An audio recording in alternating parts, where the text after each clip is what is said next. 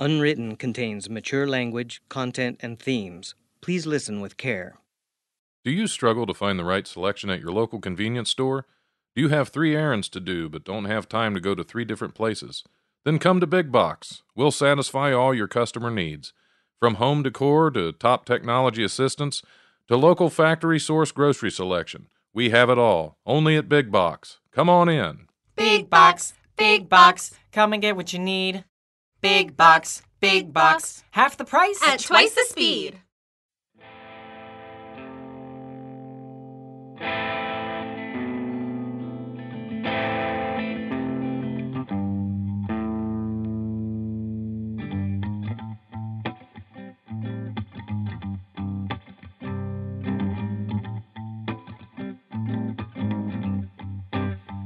I've got it all. It's just unwritten, not putting it off, just trying to figure it out. If what I say comes to fruition, with these words I can't play around. Walking on a wire without a net, ending up alone, it hasn't happened yet. Joke around, adding up, sweeten the taste of what they're putting in your cup. I'd have dropped the course in August, follow what I find rough, 'cause the game's often bigger than the one who called you up.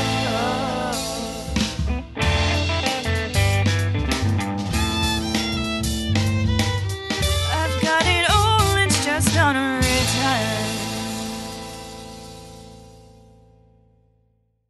Dayton Writers Movement presents Unwritten, starring Luna Madison, Jordan Lopez, David Senator, and I'm Sean Gunther. Season 2, Episode 3. Defiled is My Name. Written by Stephen Kallenberg, directed by Chris Burnside.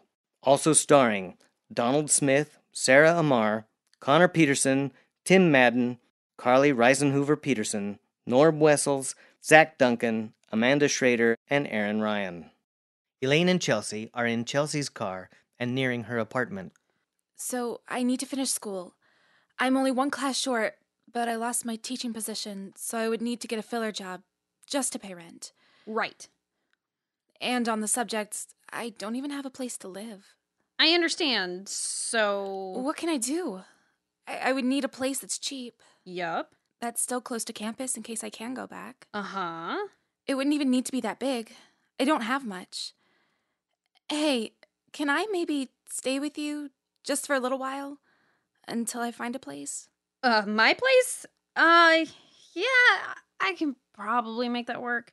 Minutes later, Chelsea opens the door to her apartment and enters, followed by Elaine. Thanks again for letting me stay. I know it doesn't really fit into your plans, but... Elaine freezes, looking around the room.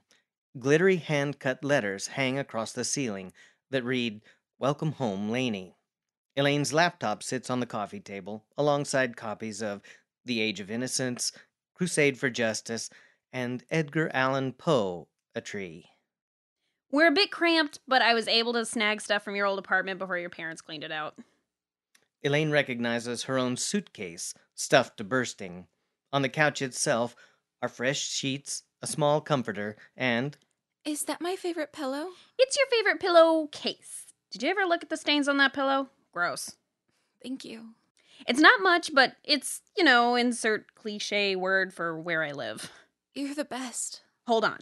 Chelsea pulls out her phone. Say that again. You're the best? Chelsea snaps a grinning selfie, with Elaine looking confused over her shoulder. Why? Now I have it on record, and a snapshot of the moment. I will cherish it always and hold it over your head forever. So, I know that I need to look for a job so I don't mooch off you for too long. But right now, all I want to do is take a shower. A real shower, and shave my legs. They don't allow razors at the center. Okay, just don't clog my drain, Sasquatch. An hour later, Elaine and Chelsea sit on the couch in front of Elaine's laptop. I didn't really miss the internet. Except on movie night, when I'd see some actress and have no idea what other movie I remembered her from. That was infuriating. I look at IMDb at least once per movie, but you have a job to do, or rather a job to get. I won't let my parents hold finances over me anymore. Not with rent, not with tuition, not with anything. I make my own ends meet starting now. That's badass. Just one problem. How do I begin? Elaine Harper, entering the workforce. Have you ever even searched for a job before? Chelsea pulls out her phone to take another picture, but Elaine bats it away before she can. Chelsea, I seriously don't know how to do this. Don't worry. This is going to be super fun. Ooh, hold on. I'll be right back. Chelsea disappears around the corner. Elaine hears the sound of the fridge opening and closing. Chelsea reappears, holding a bottle of Elaine's favorite ginger ale, and hands it to her. Now we can get started. I think I'll start with jobs that need my degree and go from there. First step, writing job. Second step, finish grad school. Third step, Slay the dragon and live happily ever after. A list of impossible things. I like it. look for an English job. I can do this. There are plenty of jobs around here that need good grammarians on their payroll. How hard can this search be? 4 days later. Elaine collapses backward onto the couch cushion. Chelsea, with her own laptop, keeps searching. I can't do this anymore. Not a single part-time job related to writing or English or anything relevant to my life without years of experience. I'm exhausted, my eyes hurt, and all of these jobs look the same. Seriously, there has to be somebody hiring around here. Time to broaden the search. How about Pizza Shack? No, they still haven't added gluten-free crust to their menu. How about Bloody Mary's Wine and Spirits? You know I don't drink, right? No, but I do. No. Oh, you should totally work at Splendor. Serve alcohol? Run into everyone I know? Ever? No thanks. True, you would have to serve August and Drea while they canoodle in the corner, making lovey-dovey faces at each other. But we could run all their speed dating events. Elaine gives Chelsea a look. Okay. Well, here's one for a place called Stripers. Oh, wait, it's called Strippers. Oh, wait, that says they're hiring strippers. I don't dance, exotic or otherwise. What are you typing into your search? Local jobs. That's pretty general. Well, they don't exactly have perfect jobs for Elaine Harper as a search option. What about you? Any luck? All I see are jobs for the wrong professions, like sales analyst, call center rep, admin support, legal aid. Wow, and you're criticizing my job search. I think we're doing it wrong. Yeah, we're definitely missing something. I wish I knew what it was. How's your network? They say it's all about who you know. Elaine gives Chelsea another look. Right, we'll think of something. I should just become a hermit. Live in the middle of nowhere with my books, some artwork, and endless ginger ale. Do you think that could work? As lucrative as that sounds, I'm not sure what keywords to search for. This is pointless. I'll never find the right job. All I know is higher education. Paying bills isn't always about the right job. It's about, paying bills. It's about doing what you need so that you can eventually do what you want. Oh, hold on. What about Big Box? Chelsea pulls up the Big Box website. You know, that huge superstore? Big Box, come and get what you need. Big Box, half the price, twice the speed. Elaine just stares at her. It's like 3 blocks away from campus. I see flyers for it on the school bulletin boards all the time. They always seem to be hiring. I don't know. It sounds like a lot of people. And that close to campus? Isn't that exactly what you wanted? Close to here, close to campus. We've struck out with everything else. I'm applying for you. Wait, no, I'm not ready. I haven't read the qualifications yet. I already clicked submit. It's your own fault for sending me your resume.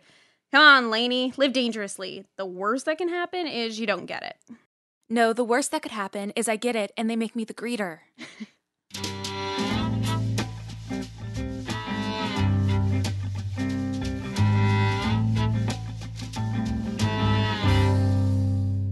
A few days later, Elaine paces in the living room. She rubs her hands together, then on her pants and paces some more. I can't believe they actually gave me an interview. Anne Boleyn, 16th century Queen of England and second wife of Henry VIII, sits on the couch reading Elaine's copy of Women of the British Empire. She does not look up from the book. You're wearing a path in the rug. I know. I can't help it. Sit. Breathe. You'll feel better. I'll feel better if it's been rescheduled. Or better yet, if it's been canceled. You know, they didn't even ask me if 9 would work for me. How do they know that I'm not doing anything better? I should check to see if they've changed their minds. They have not. Elaine continues to pace. You should have one of those Fitbits. Count your steps. Or is it make your steps count? I didn't bring you here to make fun of my anxiety. Boleyn finally looks up from her book.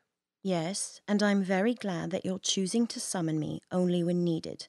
But that doesn't mean we can't have fun. And you must admit how ridiculous this is. You're pacing for an interview with Big Box. It's been so long since I interviewed for anything.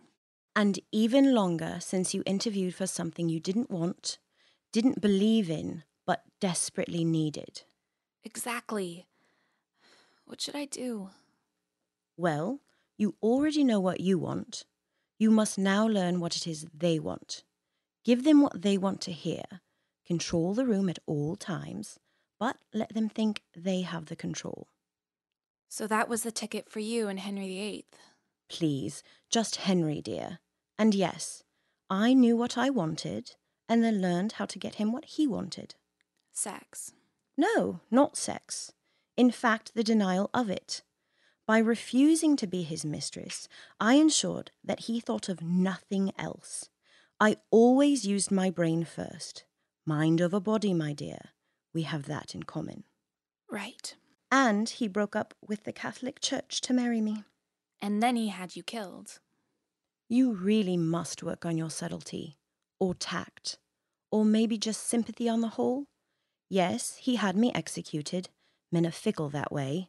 And Henry, well, he was in a league of his own. He hated that you couldn't give him a son. A hatred that blinded him to what I did give him. But why are we talking about this? Are you avoiding the task at hand? Take control of your life. You have power. Yes. Power. Empowerment. My daughter, a brilliant girl, stood up to a culture of men. Her own father did not see that women could, in fact, change the world. You, too, can change the world. Your daughter became Queen Elizabeth. The Queen Elizabeth. She changed the entire empire. Even had her own era where art was loved and appreciated. I'm just trying to get a job in retail. Yes, the world was changed. And all because one woman knew how to make a difference. Control the room, Elaine, and you will get what you want. All of a sudden, this interview feels insignificant. From changing a dynasty to interviewing for Big Box. Sort of anticlimactic, isn't it? You will do fine. Will you go with me? Yes, if you wish. Elaine sits at a table in a back room of Big Box.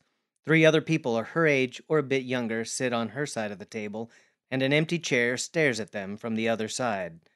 In the awkward and deafening silence, Elaine hears the tick of the wall clock. None of them make eye contact. Anne Boleyn paces behind Elaine.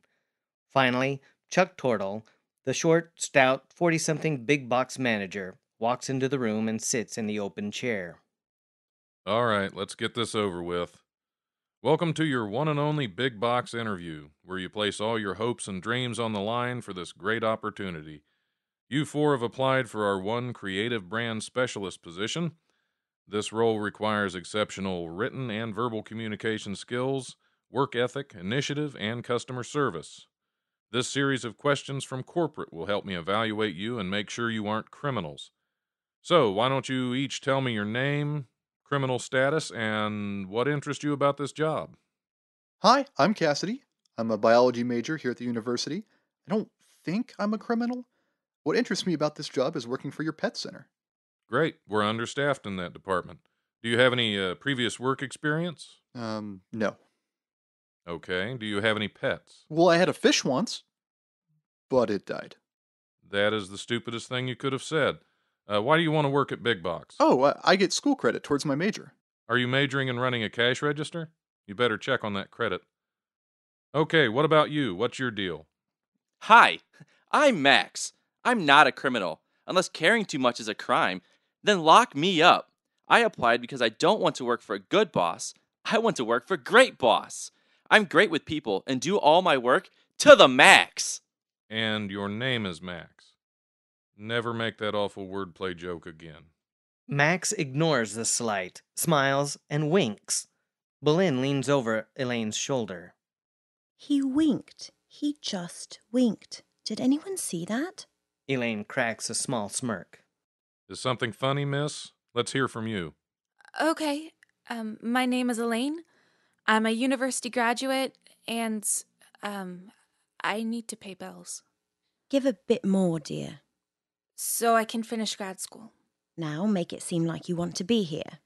And, this seems like a great fit because of my English degree and, my communication skills. That wasn't the worst answer. English, eh? We have ourselves a thinker. Are you familiar with Microsoft Office Suite? Yes. Is that part of the job? Not really, but it's on the skill sheet. Okay, what about you, other girl? Hi, I'm Alexa. My parents said I can't live in their basement with my boyfriend anymore. Well, that sounds personal. Okay, now let's say a customer comes up to you and says, this picture frame is supposed to be on sale. The sale ended yesterday. Do you give her the sale price? Max's hand shoots into the air. Don't need to raise your hand, now she thinks you're a weirdo.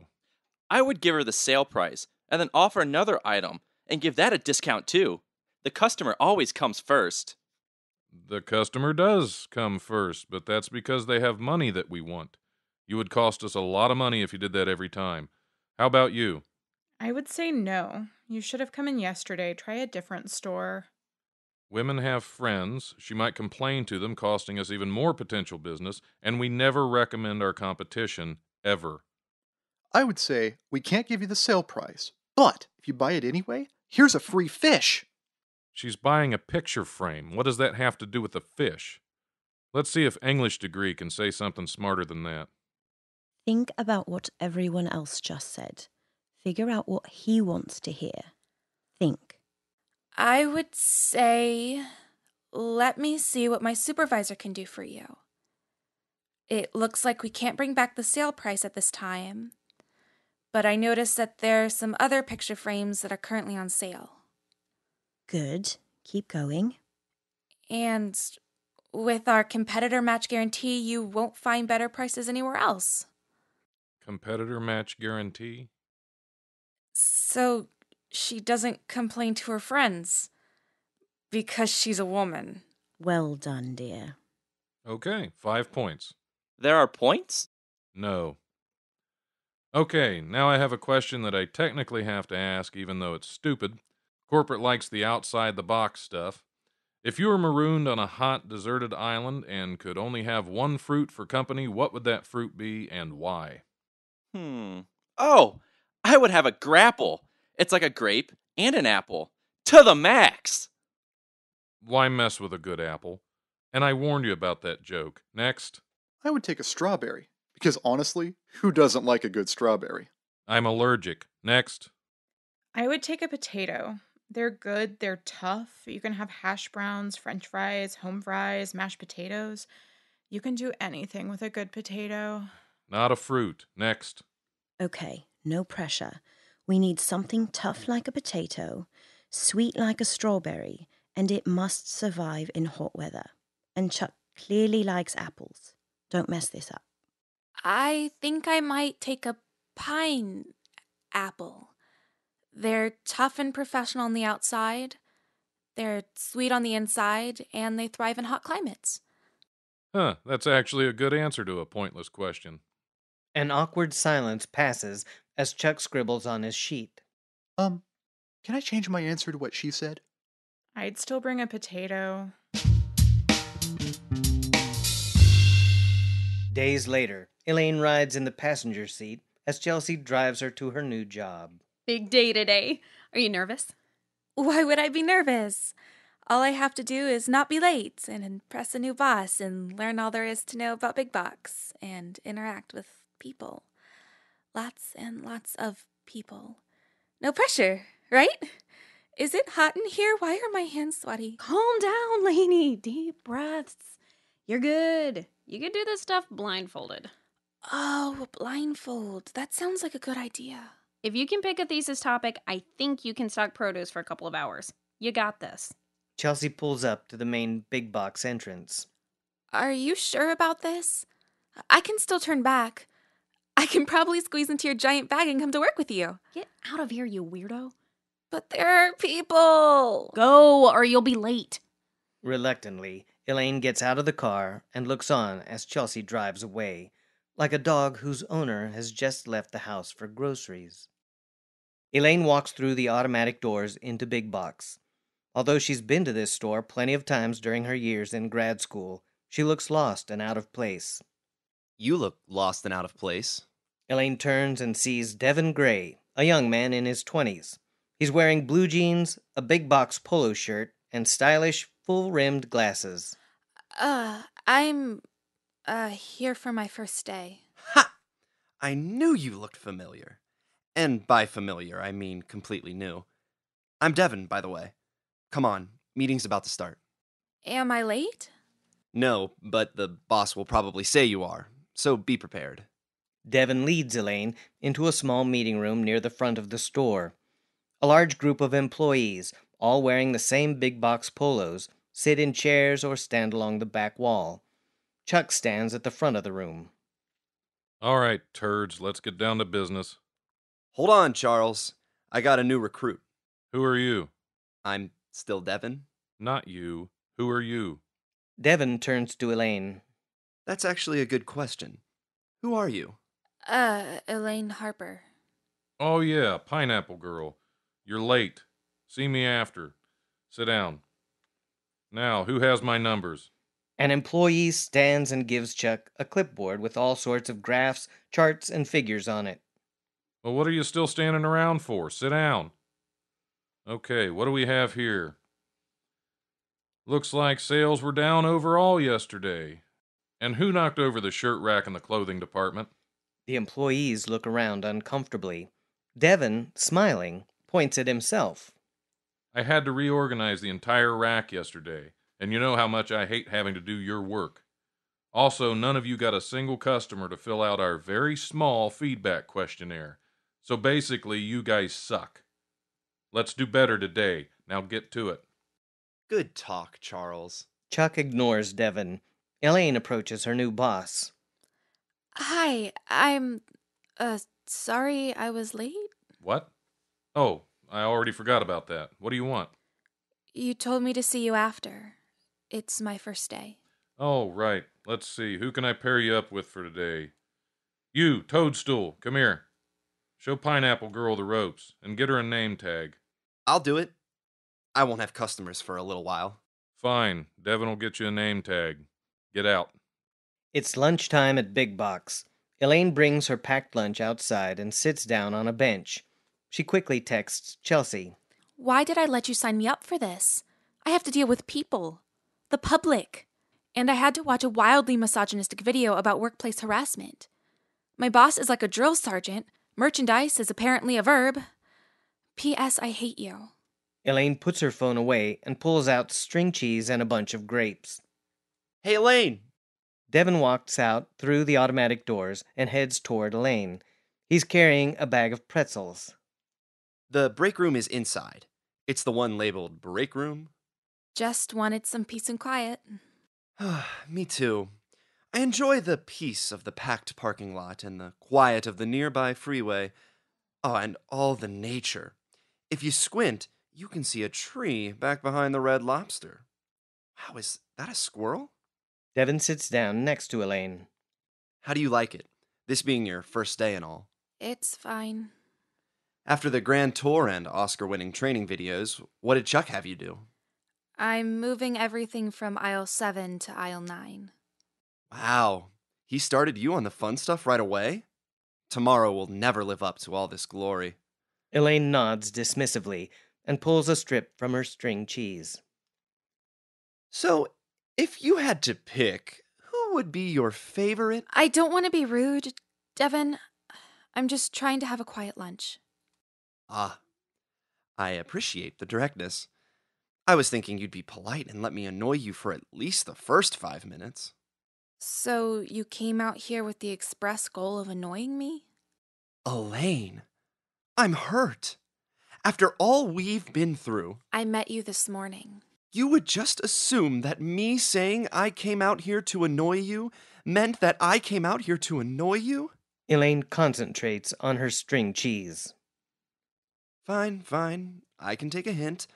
I'll let you get back to your cheese. It's so captivating and stringy. Thank you for understanding. Devin stands up and walks to the bench across from Elaine. I claim this bench as my bench. A bench away from other benches.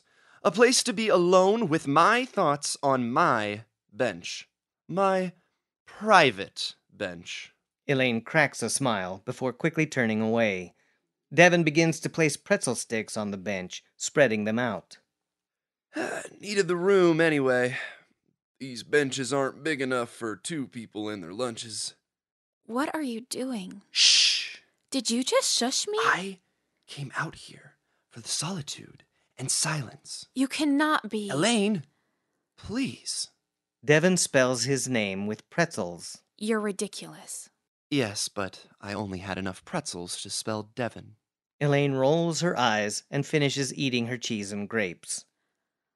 Okay, time to stock more shelves, I guess. Thank you, college degree. College degree? Why aren't you in management? This is just a temporary thing while I get on my feet and get back into grad school. I could never work here full time. Ouch. Daggered. I just mean the work isn't exactly intellectual. Look, I'm going to go inside and get you a shovel. You'll need it if you want to keep digging yourself in deeper. I didn't mean... It's cool. Devin picks up the pretzels and gets up from his bench away from other benches. I'd offer you some pretzels, but that bench is filthy. Devin looks at the pretzels in his hand. I keep telling myself to choose food over comedy, but the comedy gets me every time. Devin. It's a lonely, hungry life we comedians live, sacrificing our snacks for the entertainment of the public. I'll catch you later, Elaine the college graduate. Before Elaine can say anything, Devin grins and hurries back into the store, his base.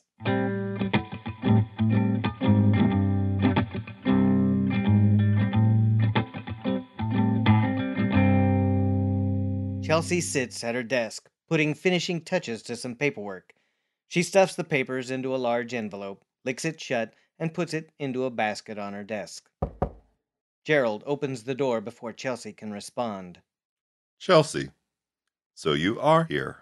Of course I am. I do still work here, right? That Chelsea. Always so funny. I assumed you were sick or otherwise indisposed. You missed the Inclusion Initiative Task Force meeting. I was talking with the students at the advocacy house about all the vandalism on campus. They're all moved in, classes start in a couple weeks, and they're walking past anti-gay slurs on the campus. Chelsea, that's the whole point of the Inclusion Initiative Task Force. That's way too many syllables. Can we call it the IITF or ITF? The task force is not a joke, Miss Wu. It was already featured in a cover story of the local paper. They interviewed me. Yes, and that's what campus committees do. Talk about some subject for an hour every few weeks. It's getting press, but that doesn't mean it will get results. We're working on this graffiti situation. You should have been working with us. I was working with the students, those directly affected. I also swung by the circle and helped facilities clean off the paint. That's not your job. You're far too important to scrape paint like some janitor. Do you know what my salary is? The task force is making real change. This is how change happens at such a big institution, not by scrubbing graffiti, but by putting a bunch of smart, important people in a room and talking. We had a wonderful discussion about community outreach today. Community, like beyond the campus? telling the locals how inclusive and great we are. What's wrong with sharing our attitudes with the public? I'm working with the students who are being targeted by this person, not just talking about how to get in the paper. Chelsea. One of those students is on the task force herself. Maggie, I think her name is. Yes, Maggie is your token lesbian on the committee. I'm sure she picks up her bright red gay phone afterward and calls all the gays to tell them everything. Gerald narrows his eyes. He drops his smile. She wouldn't be our token lesbian if you actually attended the meeting, which is your job. The Inclusion Initiative Task Force is the start of me fulfilling the promise I made during the presidential search. It's getting a lot of good attention. You could be part of that good attention. Or you can distance yourself from the future. My inauguration is just in a few weeks, the start of my future. Maybe our future together. But mine either way. Don't skip another meeting. Several days later, Elaine is fully on time for Chuck's opening inspirational speech. All right, weirdos, settle down. Let's get down to business. First off, whoever stole my applesauce yesterday, I want you to know that you are a villain and you will be caught. Now, who has my numbers? Great, sit down. Okay, so it looks like our grocery sales went up and everything else went down. Super fail. Devin, I'm looking at you, kid. It seems to me like grocery sales always outstrip your precious electronic sales. Well, Charlie, Chuck. if you say so. I could be wrong, but it might have something to do with people needing to eat every day. You think you're clever, don't you? Anyway, numbers don't lie, people. You guys suck. Now go do better. Dismissed. Everyone else files out while Elaine approaches Chuck. Hi, Chuck. What do you have me doing today? What did you do yesterday? You had me take everything from aisle 7 and move it to aisle 9. It took 2 shifts. Oh, yeah, it turns out that's not going to work. I need you to move it all back to where it was. Really? Why won't it work? Don't ask questions. I don't ask you questions, do I? But you just did ask. Get out of here and take that scanner with you. I want you to take inventory of the stuff you moved. But you literally just had me do the opposite yesterday.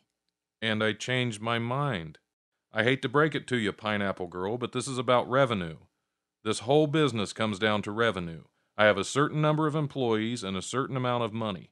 Money that comes from products that we sell, products that are strategically placed for better revenue. And now I have a certain number of products that need to be moved from aisle 9 back to aisle 7 so that they can generate that better revenue. That just makes everything sound like a tick mark on a clipboard. Well, that's exactly right. Because the sheets on the clipboard eventually go to corporate and justify all of your jobs. And not just tick marks on a clipboard either. Corporate also loves graphs. But your employees aren't statistics. We're people. This clipboard says otherwise. I do have a bachelor's degree in business administration, you know. Do I wish the system could be different? Sure. I also wish I knew who stole my applesauce. It was cinnamon. But we can't have everything, can we? Minutes later, Elaine pushes a loading cart to the middle of aisle 9. She starts loading products onto the cart. Anne Boleyn stands beside her. She holds a scanner and wears a blue big box polo. She begins scanning items on the shelves. You are on sale. You are on sale. You are on sale. Elaine looks on, amused at her own imagination. A customer approaches. Elaine shrinks back. Boleyn lowers the scanner. Now's your time, dear. Someone in your kingdom is in need. The customer asks Elaine where she can find bug spray. I'm sorry. It's actually my first day. I don't know where everything is yet. Sorry. Bug spray's on the far end of aisle 17, just past bedding and ethnic foods. Elaine turns, startled, to see Devin approaching. The customer nods to him and walks away. Hey, Devin. Thanks for the help. You have a suspicious definition of first. Were you aware of that? As in, it's actually my first day. Or perhaps we're not agreeing on the definition of actually. Oh, yeah, that. Well, I'm just not good with people. No, I think you're just not good at counting. This is your 4th day of work. But see, if I tell people it's my first day, they'll leave me alone. Thus, not good with people. Wait, so you're saying that if I just tell people it's my first day, I don't have to deal with any of them? Elaine nods enthusiastically. Nah, the people make this job bearable. You would really rather stock shelves than talk to people? Oh, God, yes. No worries. Devin points to Elaine's walkie-talkie. That's why you have the walkie. If you ever need help with anything, just ask.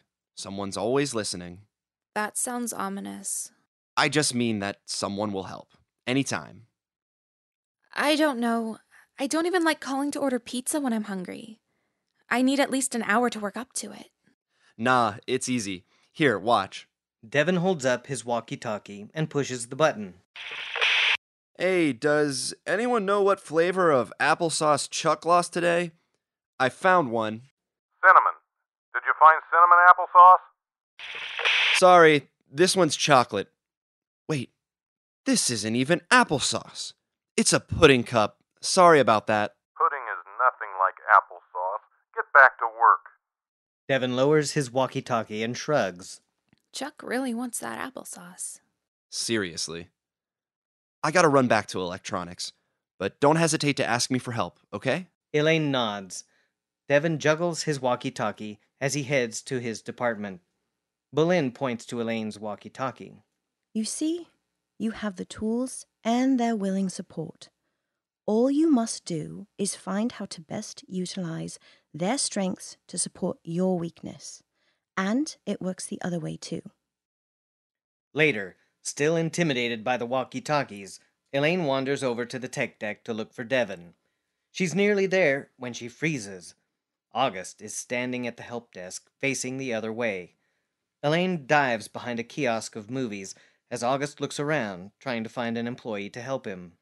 Elaine crouches, her breath coming in waves. Shit, what is he doing here? Shit.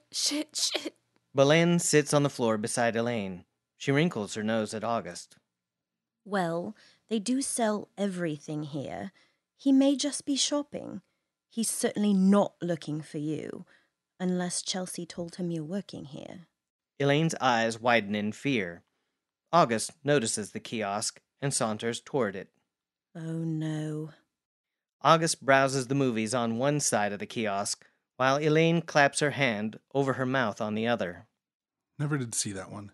I wonder if Drea would like it. Seriously, does anyone even work here? Elaine hears August turn and walk away. Peeking around the kiosk, she sees him pass the help desk and walk over to the video games. Devin comes up behind Elaine and crouches down beside her. What are we hiding from? Elaine eeps and once again claps a hand over her lips. Devin gives her a toothy smile and waits. No one! Ah, so it's a who, not a what. It's a nothing and a nobody. So it has nothing to do with that guy over there? The one you keep shifting around this display to avoid?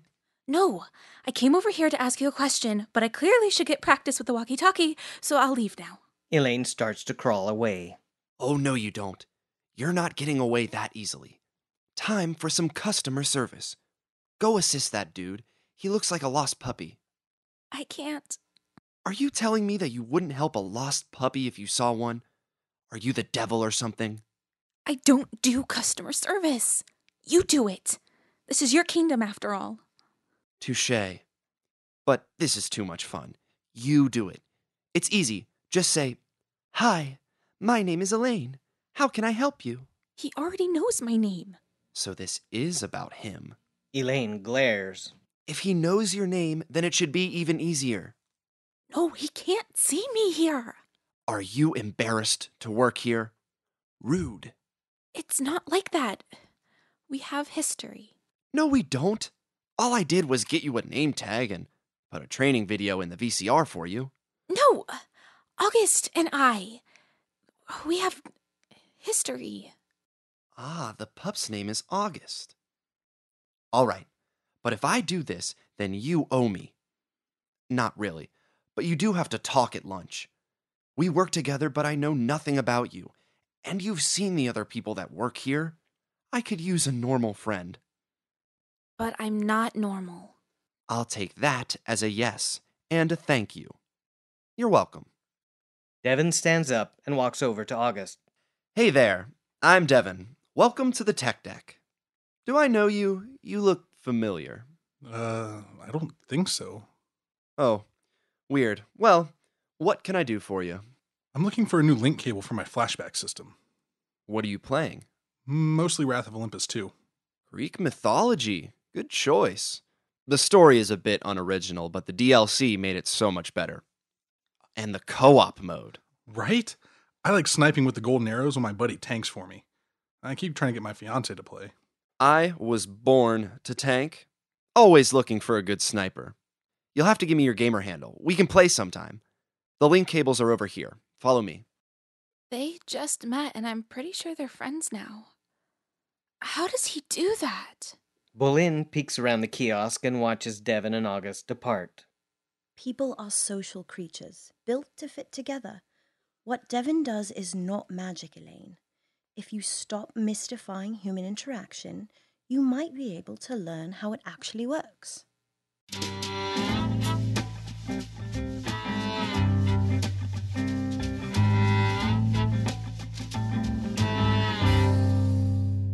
The next day, Elaine walks into the big box break room for lunch.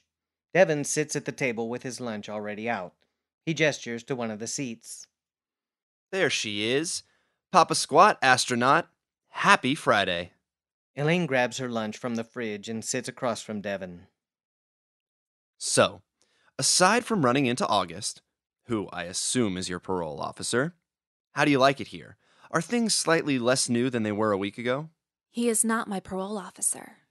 Loan shark, social media bully. Elaine gives him a look. Sorry, I'm just kidding. It's obvious that he's your estranged twin brother. Elaine waits, thoroughly annoyed. But seriously, how do you like the job? It's okay, I suppose. It's just... There's not much to it, to this job. I struggle to talk to customers, and the stuff Chuck has me do, it's kind of mindless. Stocking shelves is mindless, yes. But if you let someone else do it, just imagine the chaos of the shelves. I noticed you carefully adjusting everything so the labels were facing the exact same way. But that's not the only part of this job. There's more to it. What do you mean? How do you survive a job with mindless work? I mean, anyone can do the mindless stuff, right? Sure. Which means you can be replaced. The trick is to find your niche and make yourself necessary. Find the parts to the job that are not mindless, and get good at those. You mean like you and your computer skills? Sure. I mean, we sell literally everything here, including kitchen sinks. You must have knowledge about something. I'm not very materialistic. Ah, you're a monk, living in an empty room, just you and the Lord. That would explain the frequent silence. Do you cook, paint, read? Monks read, right? We sell food, art supplies, books. Just being in physical proximity to books doesn't really help someone who likes to read. What parts of this job aren't completely mind-numbing? You could help make sales. Chuck is always going on about not making our numbers. Selling products makes you instantly valuable. And talk to people all day? I don't know if you've realized by now, but I'm not really good with people. You just need practice. My mom says I wasn't even born with social skills. Nobody is. Social skills can absolutely be learned. It's not something people are born with. Seriously, take it from a person who couldn't speak to a single girl in high school. Now, I'll talk to anyone, whether they like it or not. But people are either introverts or extroverts. I'm an introvert. Bad with people, good with myself. Being an introvert doesn't disqualify you from having social skills, just like being an extrovert doesn't guarantee them. All that tells you is where you get your energy, where your comfort zone is. Where did you learn all of this? What do you mean? Computers, psychology, sales? Where did you go to college? I didn't go to college. That's a lie. I went for about a month before deciding it wasn't for me. What? You mean you didn't finish college? College doesn't own the copyright for knowledge. Why not get a degree? Degree and I tried to make it work. We really did. In the end, though, we both realized we weren't right for each other. I was finally the one to break it off. It's not you, Degree. It's me. Why? College gives you the next step in education. An environment of learning and exploration, surrounded by experts with infinite knowledge. School isn't teaching what's necessary for people like me to live. The real world forces me to learn, to explore, to understand people, to understand their differences. Education can sometimes coddle people, and then they are unprepared for the dark reality of retail. Actually, it would be great if everyone had to do a stint in retail. It really opens your eyes to people from all walks of life. Everyone needs toilet paper. Race, ethnicity, religion, we all poop. You just don't get that from college life. It felt too much like an in-crowd for me. But that's oversimplified. Not everyone is the same in college. And you get to explore new ideas and theories that can be applied in the real world. You're assuming that what you learn in college isn't applicable in the real world. Not at all. College isn't for everybody. Take me. I like to get my hands dirty to learn. I like to tear apart a computer and reassemble it to really understand its inner workings. I tear open a book, and I'm asleep within 3 minutes. The notion that education isn't for everyone is a construct used to socioeconomically oppressed, disadvantaged groups. Convince them that it's not the right fit for people like them, so they remain oppressed. Excellent point. But wouldn't you say that college caters to the privileged? That the education system itself is oppressive to disadvantaged groups? That's really accurate. I think our positions are actually really similar, just different perspectives. Exactly. Anyway, what could they possibly teach me in a class about being a charming salesman? Clearly nothing. Ding. How can I learn that? I could never sell anything. What did you do before working here? I was in grad school and taught English at the university. You have a master's degree? Well, you're a girl, so is it a mistress's degree? No, that sounds horrible. I didn't finish yet. I have one more class still to take. And women can be masters, too. Agreed. Teaching isn't really different from sales. You were in a classroom full of people, I'm assuming, and you talk to them. You're selling them ideas. It's different. Not so much. Selling products is still just selling knowledge. People all over the world eat soggy salad because they don't dry their lettuce. They stop eating salad altogether because soggy salad is shit. Total shit. But then you tell them about the wonder of modern technology, the salad spinner. You just saved their lives because without you, they would give up on salad. And that is a slippery slope, Elaine. Wet, soggy, and slippery. You have really refreshing perspectives. You would really be great in a classroom, if you ever decide to try it again. Not that you need to. I understand that you're giving me a compliment, so I will accept it with a gracious smile and a bow. Stop by the tech deck later, and I'll give you an employee sales manual for you to study, at which I'm sure you excel. Then you can make a big sale next week. I can help, of course. Chuck bursts into the break room. Devin, Pineapple Girl. What's up, Charles? Did you see anyone take my applesauce? Yeah, I took it. I'm serious. Pineapple Girl? I didn't see anyone take it. Maybe someone mistook it for theirs. Or maybe it got mistaken for product and is in the applesauce aisle. Good idea. I'll check there. Chuck leaves as quickly as he appeared. I gotta go. But guess what? We just had a conversation that lasted like 10 minutes. You're making progress already. Don't worry, I won't make a habit out of it. Devin tosses his trash and leaves the break room.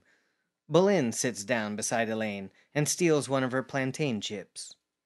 A good leader realizes that she is as human as her subjects. Evaluating the quality of a person will always be subjective to the evaluator. Someone or something worthless to you has infinite value in the eyes of another. Formal education does better a person, but it does not increase her worth. Elaine ponders this as she finishes her lunch. Gerald sits at his desk, talking with Sydney, who takes notes. Half a dozen boxes are packed and stacked against the wall. His office door is open, giving him a view of the receptionist's desk. I don't know. I think a choir would be nice. You don't think it's too much? Not for you. Gerald sees Maggie approach the receptionist and waves to her. Come on in, Maggie. Maggie tentatively enters Gerald's office and smiles softly. Maggie, you remember my TA, Sydney, from the Inclusion Initiative Task Force. Maggie nods to Sydney. Sydney gives her a sideways look as she writes. Hi, Maggie. Nice of you to come. Gerald gestures to an open chair. Maggie sits. So, Maggie, how are you liking the task force? Oh, it's nice. Insightful to see how things get done around here. Thank you for including me. Of course. I think it was Sydney's idea to invite you, wasn't it? Nice work, Sydney. No problem, Jerry. It was, actually Ms. Wu who recommended me. Well, sure, anyone can recommend someone. I'm in charge of scheduling the meetings, so I decide who gets to come. I'm the one who actually invited you. Oh, of course. Everyone here works so hard that competition is sometimes second nature, right, Sydney? Mm-hmm. So I called you in for a reason, Maggie. As I'm sure you know, there are posters everywhere. My inauguration is in a few weeks, not long after school starts. Since the Inclusion Initiative is so important to me and my presidency, I'd like it to be discussed during the proceedings. But obviously, I can't discuss it myself. That would seem quite self-aggrandizing. But if a student spoke, one who has been a part of the task force and has been moved by the importance of the work. Jerry's being modest. He really deserves all the credit and then some for making this campus diverse and inclusive. But he has a speech to give already, so you could certainly help by discussing the task force. I see. Okay, well, I could probably write something to present. Oh, don't worry about that. I'll write you a speech. I have a degree in communications. Oh, yeah, I guess that would be fine. Splendid. Thank you for helping us out, Maggie. And you know, a lot of reporters will be there. Some of them might want to interview you about it afterwards. Make sure to wear something nice. Send me some mirror selfies of outfits. I'll tell you which one. Sure thing. I love to see young women supporting each other. That's all of your time we'll need today, Maggie. Good luck with classes this semester. Thanks, Dean. President Wagner. Not quite yet, but regardless, call me Jerry. Chelsea walks outside on the sunny campus grounds, stretching her legs. She notes the lack of people around. Where is everyone? Did we have an unscheduled rapture or something? She pulls out her phone and checks for any missed messages about raptures, scheduled or otherwise. Puzzled, she continues walking and decides to enjoy the warm silence. She crosses the green space and heads for the student union. In the building's front courtyard, she sees a growing crowd of people, all swarming around something she cannot see. That's where everyone is. She approaches the crowd. The sun hides behind a dense cloud, the warmth evaporates with the light, and Chelsea feels a sudden chill down her spine. She sees what gathered the students together. Someone has strapped a dummy to a tree with rope. The dummy wears a charred rainbow flag like a cape. On the chest, 3 swords, impaling gender symbols, are painted in red, along with the words, "Cleanse Diversity." Chelsea pulls out her phone and frantically dials. Dean Wagner, it's Chelsea. Get to the student union. You really need to see this. Dayton Writers Movement presents Unwritten. Executive producers, Chris Burnside, Megan Burnside. Producers, Anna Adamy, Carrie Zahn. Lead writers, Anna Adamy, Chris Burnside.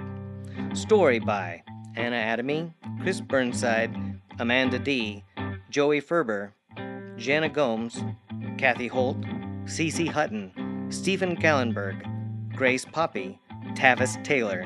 Assistant Director, Megan Burnside. Sound Engineer, Dan Sievers. Theme song by Joey Ferber, Kelsey Mills, and Ian Mortensen. For more Unwritten, Visit our website at unwrittenpodcast.com.